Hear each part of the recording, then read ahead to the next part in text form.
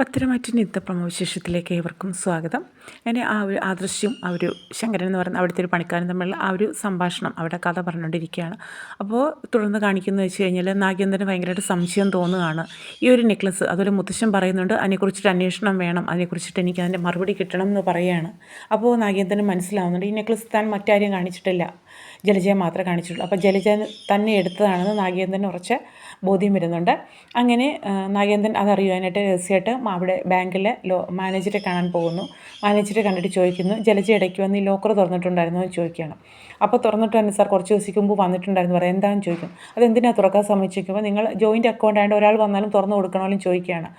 അപ്പോൾ നാഗേന്ദ്രൻ ഉറപ്പായി ജലജ വന്ന് ആ ഒരു ഒറിജിനൽ സ്വർണ്ണ നെക്ലസ് അവിടെ വെച്ചിട്ട് വേറെ ഇത് പണിയിപ്പിച്ച് അത് മാറ്റിയതാണെന്ന് മനസ്സിലാവുന്നുണ്ട്. അങ്ങനെ നേരെ ഇത് ചോദിക്കാൻ ആയിട്ട് തന്നെയാണ് നാഗേന്ദ്രൻ വീട്ടിലേക്ക് വരുന്നുണ്ട്. അപ്പോൾ ജലജ എടുത്ത് ചോദിക്കുന്നു, നീ എന്തിന് ഇതുപോലെ ലോക്കറിൽ പോയ വിവരവും കാര്യങ്ങളൊക്കെ ചോദിക്കുന്നു. അത് ആദ്യമേ ഒന്നും ഏൽക്കുന്നില്ല, പിന്നീട് പറയുകയാണ്, നാഗേട്ടൻ എന്തിനാണ് എന്നെ ആ നെക്ലസ് കാണിച്ചത്, എനിക്ക് പണ്ടേ സ്വർണ്ണത്തോട് വലിയ താല്പര്യമാണെന്ന് അറിയാമല്ലോ, അതുകൊണ്ട് ഞാൻ എടുത്തതാണെന്നും പറഞ്ഞ് കാല് പിടിച്ച് പറയുകയാണ് കേട്ടോ.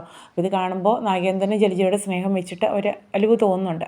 അപ്പോൾ നാഗേന്ദ്രൻ പറയുന്നു, ഇത് എത്ര വലിയ തെറ്റാണെന്നറിയാം, അദ്ദേഹത്തിന് എന്നോടുള്ള വിശ്വാസം തകർന്നു, അത്രയ്ക്കും വിശ്വാസമായിരുന്നു എന്നെ.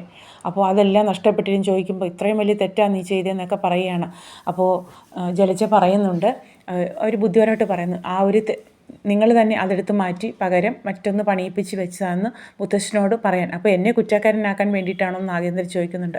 അങ്ങനെ സമ്മതിക്കുകയാണ്, ഞാൻ അങ്ങനെ ഒരു കാര്യം ഏറ്റെടുക്കാം, പക്ഷേ നീ എന്നോടൊപ്പം നിൽക്കണം എന്ന് നാഗേന്ദ്രൻ ജലജയോട് പറയുകയാണ്. അങ്ങനെ ജലജ സമ്മതിക്കുന്നു, എന്ത് വന്നാലും ഞാൻ നിങ്ങളോടൊപ്പം നിന്നോളാം എന്നാണ് ജലജ സമ്മതിക്കുന്നത്. അതിനുശേഷം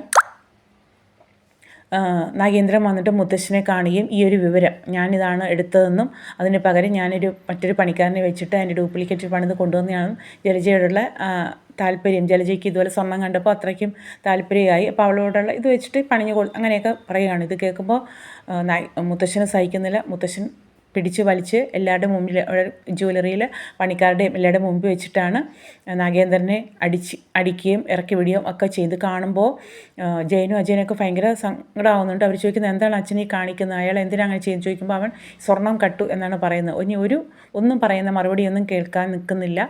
അവിടുന്ന് നാഗേന്ദ്രനെ അടിച്ചിറക്കുവാണ്. അതുപോലെ തന്നെ വീട്ടിൽ അവർ രംഗം കാണിക്കുന്നുണ്ട്. വീട്ടിൽ നാഗേന്ദ്രനെ അടിച്ചിറക്കുന്ന സമയത്ത് നാഗേന്ദ്രൻ്റെ വിശ്വാസം ജലജയും കുഞ്ഞുങ്ങളും കൂടെ പോരും എന്ന് തന്നെയായിരുന്നു. അപ്പോൾ ഈ ഒരു സമയത്ത് ജലജ പറയുന്നത്, നിങ്ങൾ തെറ്റ് ചെയ്തെങ്കിൽ നിങ്ങൾ അതിനുള്ള ശിക്ഷ വാങ്ങിയപ്പോൾ ഞാൻ ഈ പൊടി കുഞ്ഞുങ്ങളെയും കൊണ്ട് എങ്ങോട്ടേക്ക് വരാൻ, എവിടെ വന്ന് ജീവിക്കാനാണെന്ന് ചോദിക്കണം. അപ്പോൾ നീ എന്താ ഈ പറയുന്നത്, നീ എന്നെ ചതിക്കുമായിരുന്നല്ലേ, ചതിയെന്നല്ല പറയേണ്ടത്, ഞാൻ തെറ്റ് ചെയ്തിട്ടില്ലല്ലോ, പിന്നെ എന്തിനാണ് ഞാൻ വരുന്നത്, അപ്പോൾ നിങ്ങളല്ലേ തെറ്റ് ചെയ്തത്, അതിനുള്ള ശിക്ഷ നിങ്ങൾ മാത്രം അനുഭവിച്ചാൽ മതിയെന്ന് പറയുകയാണ്. ഇത് കേട്ടിട്ട് നാഗേന്ദ്രൻ ആകെ ഷോക്കായി പോകുന്നുണ്ട്. കാരണം ജലജ പെട്ടെന്നാണ് കാലു മാറിയത്. അപ്പോൾ ദേവേനിയും ഇതൊന്നും അറിയുന്നില്ല.